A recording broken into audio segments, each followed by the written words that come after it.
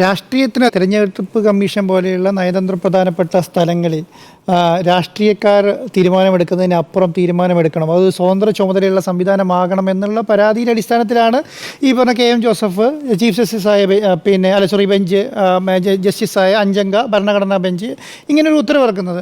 കാരണം അതെന്തിനു വേണ്ടിയിട്ടാണ്? അത് ഈ പറയുന്ന ഭരണഘടനാ സംവിധാനം ഈ പറഞ്ഞ രാഷ്ട്രീയത്തിനപ്പുറം നിൽക്കണം എന്നുള്ളൊരു ഉദ്ദേശത്തോടു കൂടി തന്നെയാണല്ലോ. അപ്പോൾ ആ ഉത്തരവിൻ്റെ എന്താ പറയുക, അത് വന്ന് വളരെ പെട്ടെന്ന് തന്നെ അതിനെതിരെ ഒരു നിയമം പാസ്സാക്കുകയും അതിൻ്റെ അകത്ത് പ്രധാനമന്ത്രിയുടെ കൂടെ തന്നെ അവരുടെ മന്ത്രിസഭയിൽ തന്നെ ഒരു മന്ത്രിയെയും പ്രതിപക്ഷ നേതാവിനെയും ഒരു ടീമിനെ കോൺസ്റ്റിറ്റ്യൂട്ട് ചെയ്ത് ആ ടീം മുഖ്യ തെരഞ്ഞെടുപ്പ് കമ്മീഷനെ വെക്കാനാണല്ലോ ഇപ്പോൾ തീരുമാനിച്ചിട്ടുള്ളത്. അങ്ങനെ ഒരു സംവിധാനം വരുന്ന സമയത്ത് എന്താണ് സംഭവിക്കുക?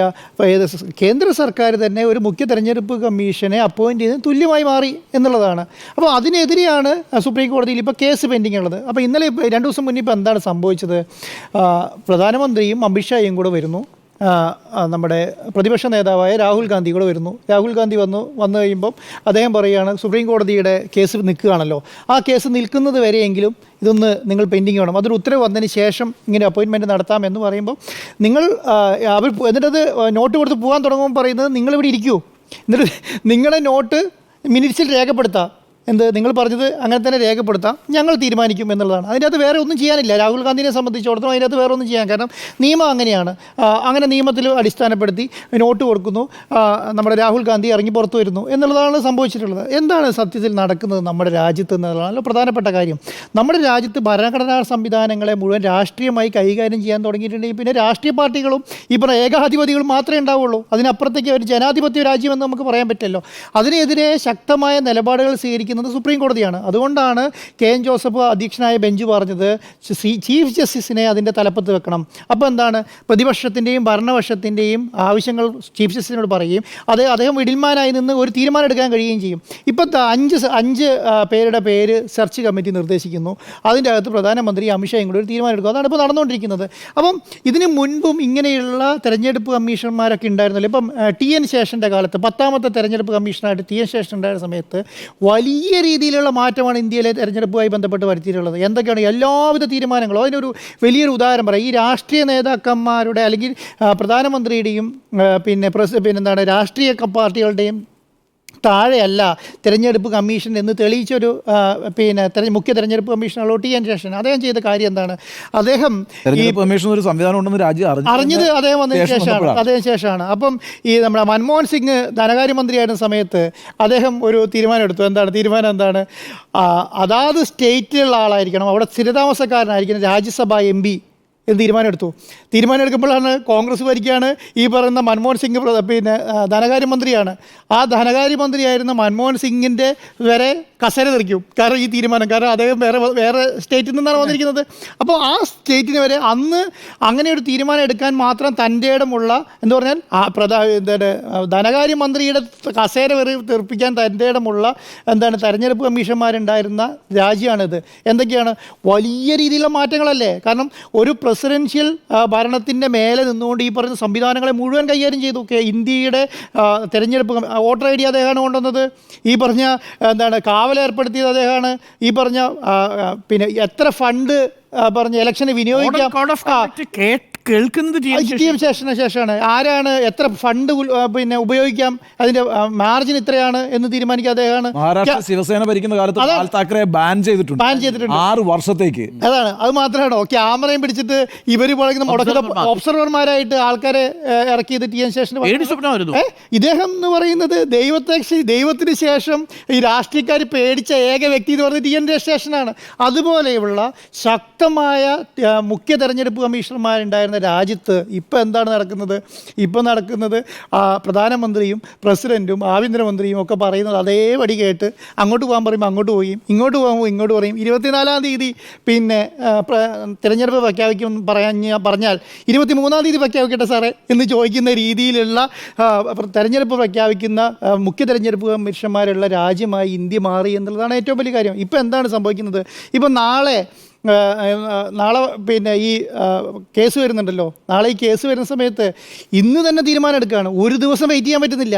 ഏതെങ്കിലും കാരണവശാൽ നീട്ടിപ്പോയാൽ നമ്മൾ ഉദ്ദേശിക്കുന്ന ആളവിടെ വന്നില്ലെങ്കിലോ എന്നുള്ള പ്രശ്നം കൊണ്ടാണത് ഇങ്ങനെ ഒരു ഡിസിഷൻ എടുക്കുന്നത്. പക്ഷേ അതിനകത്ത് വിധിയിലൊരു കാര്യം പറയുന്നുണ്ട് കേട്ടോ, ഏതെങ്കിലും തരത്തിൽ വിധി വരുമ്പോൾ ആ വിധി തിരിച്ചാവുകയാണെങ്കിൽ ഈ അപ്പോയിൻമെൻറ്റുകളെയും അത് ബാധിച്ചേക്കാമെന്ന്. അതുകൊണ്ടാണ് ഞാൻ പറയുന്നത്, ഇപ്പം ആദ്യം ഇന്നാണ് ആ കേസ് എടുക്കുന്നതെങ്കിൽ ആദ്യം പ്രതിപക്ഷം പറയാൻ പോകുന്ന കാര്യം എന്താണ്?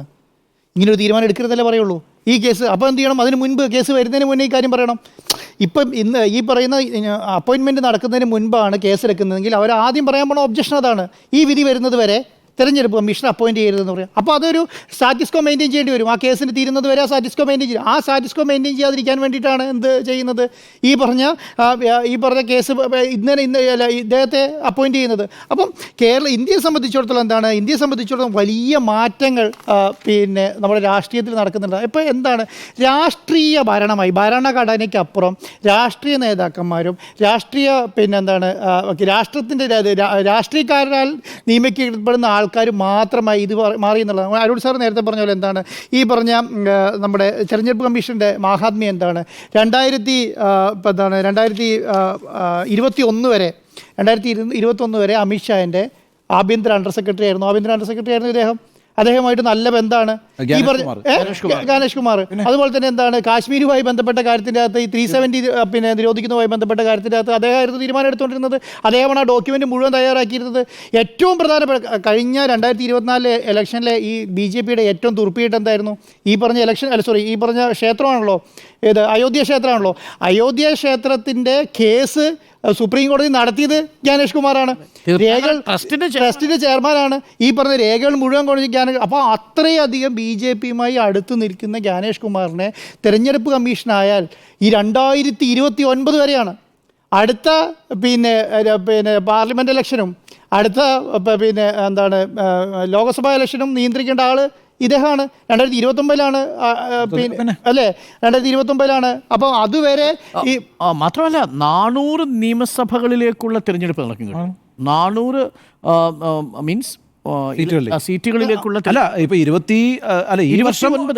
ഈ വർഷം ബീഹാർ തെരഞ്ഞെടുപ്പ് 20 സംസ്ഥാന തെരഞ്ഞെടുപ്പ്, 20 സംസ്ഥാന തെരഞ്ഞെടുപ്പ്, അതെ 20 സംസ്ഥാന തെരഞ്ഞെടുപ്പ്, പിന്നെ അതായത് പ്രസിഡൻഷ്യൽ തെരഞ്ഞെടുപ്പ്, അതിനുശേഷം 2029 ലോക്സഭാ തെരഞ്ഞെടുപ്പ് അതടക്കം തീർന്നിട്ട് ഇദ്ദേഹം പുറത്തിറക്കുള്ളൂ. അപ്പൊ എല്ലാ കാര്യങ്ങളും മുൻകൂട്ടി കണ്ടിട്ടാണ് 2029 തെരഞ്ഞെടുപ്പ് എന്ന് പറയുന്നത് ഒരു രാജ്യം ഒരു തെരഞ്ഞെടുപ്പിലേക്ക് പോകുന്നൂടെ നമ്മൾ മനസ്സിലാക്കണം സമയത്തേക്ക്. അതെ. അപ്പോൾ 20 നിയമസഭാ തെരഞ്ഞെടുപ്പുകൾ നടക്കും. പ്രസിഡന്റ്, വൈസ് പ്രസിഡന്റ്, ഒറ്റ രാജ്യം ഒറ്റ തെരഞ്ഞെടുപ്പ് വരികയാണെങ്കിൽ അതും സംവരണം അടക്കം. നരേന്ദ്രമോദിയെ സംബന്ധിച്ചിടത്തോളം BJP ഗവൺമെന്റിനെ സംബന്ധിച്ചിടത്തോളം അടുത്ത തെരഞ്ഞെടുപ്പിന്റെ കൂടെ മുന്നൊരുക്കാണിത്. മനസ്സിലായി. ഇപ്പൊ ഇത് ചെറിയ കാര്യമായിട്ട് കാണാം. 2029 ലോക്സഭാ തെരഞ്ഞെടുപ്പിനുള്ള തറക്കല്ലിടിയിലാണല്ലോ. അതാണ് ഇപ്പൊ നടന്നിരിക്കുന്നത്. ഇതറിയാം ഇതിനകത്തൊരു പ്രശ്നം എന്താ വെച്ചാൽ, ഇപ്പം നരേന്ദ്രമോദി ചെയ്യുന്നതിനെതിരായി സംസാരിക്കുകകൊണ്ടല്ല അതല്ല നമ്മൾ ചെയ്യുന്നത്. യഥാർത്ഥത്തിൽ നമ്മളൊക്കെ ജീവിക്കുന്ന ഈ രാജ്യത്ത് ജനാധിപത്യം പുലരണം എന്നെല്ലാവരും ആഗ്രഹിക്കുന്നുണ്ടല്ലോ. ആ ജനാധിപത്യം പുലർന്നാൽ മാത്രമേ നമുക്കിങ്ങനെ സ്വാതന്ത്ര്യത്തോടു ഇരുന്ന് ആരെയും വിമർശിക്കാൻ പറ്റൂ. എന്ന് മാത്രമല്ല, നിങ്ങൾക്ക് ഏതെങ്കിലും ഒരു രാഷ്ട്രീയ പാർട്ടിയിൽ വിശ്വസിച്ച് ജനാധിപത്യം ഉണ്ടാകണം. അപ്പോൾ ആ ജനാധിപത്യം ഉണ്ടാകണമെങ്കിൽ ഭരണഘടനാ സ്ഥാപനങ്ങൾ നിഷ്പക്ഷമായി നിൽക്കണ്ടേ? അതെല്ലാവരുടെ ആവശ്യമല്ലേ? അതാണ് ഞാൻ പറഞ്ഞു. ഇപ്പം മോദി പോയാൽ പോലും പുതിയതായിട്ട് വരുന്ന ഇനി കോൺഗ്രസിന്റെ ഒരാൾ നേതാവാണ് വരുന്നതെങ്കിൽ പോലും ഇത് ചെയ്യാലോ. ഏകാധിപതി ആണെങ്കിൽ ഈ വഴി ഓപ്പൺ ആണ്. അപ്പം അതാണ് ഞാൻ പറയുന്നത്. ഇതിപ്പോൾ നമ്മൾ ഏതെങ്കിലും ഒരു സർക്കാർ ഒരു കാര്യം ചെയ്യുമ്പോൾ സർക്കാരിൻ്റെ ഒരു വിശ്വസ്തനെ അവിടെ കൊണ്ട് നിയമിക്കുന്നതിൽ എന്താണ് തെറ്റ് എന്നൊക്കെയുള്ള സാമാന്യ യുക്തികൾ പ്രചരിക്കുന്നുണ്ട്. ഇപ്പം ജ്ഞാനേഷ് കുമാറിനെ പോലെ ഒരാളെ അദ്ദേഹം ഇപ്പം BJPയുടെ വിശ്വസ്തനായി പോയതൊരു കുഴപ്പമാണോ? അല്ലെങ്കിൽ അമിത്ഷായുടെ വിശ്വസ്തനായി പോയതൊരു കുഴപ്പമാണോ? അദ്ദേഹത്തെ അവിടെ സ്ഥാപിച്ചാൽ എന്താണ്? അങ്ങനെ വിശ്വസ്തന്മാരെ സ്ഥാപിക്കേണ്ട സ്ഥലങ്ങളല്ല ഭരണഘടനാ പദവികൾ എന്ന് പറയുന്നത്. അങ്ങനെ സ്ഥാപിക്കാതിരുന്നാൽ മാത്രമേ ജനാധിപത്യം ഉണ്ടാവുള്ളൂ. എനിക്കും നിങ്ങൾക്കുമൊക്കെ ഈ രാജ്യത്ത് സ്വാതന്ത്ര്യത്തോടുകൂടി വിയോജിച്ചുകൊണ്ടും യോജിച്ചുകൊണ്ടും ജീവിക്കാനുള്ള സാഹചര്യം ഉണ്ടാകണമെങ്കിൽ ആ രീതിയിലുള്ള പ്രവർത്തനങ്ങളായിരിക്കണം ഭരണഘടനയിൽ ഊന്നി നിന്നുകൊണ്ടുള്ള പ്രവർത്തനങ്ങളായിരിക്കണം കേന്ദ്ര സർക്കാർ നടക്കുന്നത്. അവിടെ ഡീവിയേറ്റ് ചെയ്താലുണ്ടല്ലോ ഇതിനകത്ത് രാഷ്ട്രീയമല്ല. BJP ചെയ്തു അതുകൊണ്ട് എതിർത്തു, നരേന്ദ്രമോദി ചെയ്തു അതുകൊണ്ട് എതിർത്തു, അതല്ല പ്രശ്നം. നമ്മളുടെ സ്വാതന്ത്ര്യവും നമ്മളുടെ ജനാധിപത്യവും സംരക്ഷിക്കപ്പെടണ്ടേ? അത് ഭാവി തലമുറയ്ക്ക് കൂടി ഉറപ്പാക്കപ്പെടണ്ടേ? ആ ഒരു സാഹചര്യം ഉണ്ടാവണമെങ്കിൽ വളരെ നിസ്സാരമാണെന്ന് നമുക്ക് തോന്നാമേ. ജ്ഞാനേഷ് കുമാർ ഒരാളെ പിടിച്ച് അവിടെ ആക്കിയാൽ എന്താ കുഴപ്പം തോന്നാം. അങ്ങനെ നിസ്സാരമല്ല ഈ പ്രശ്നങ്ങൾ.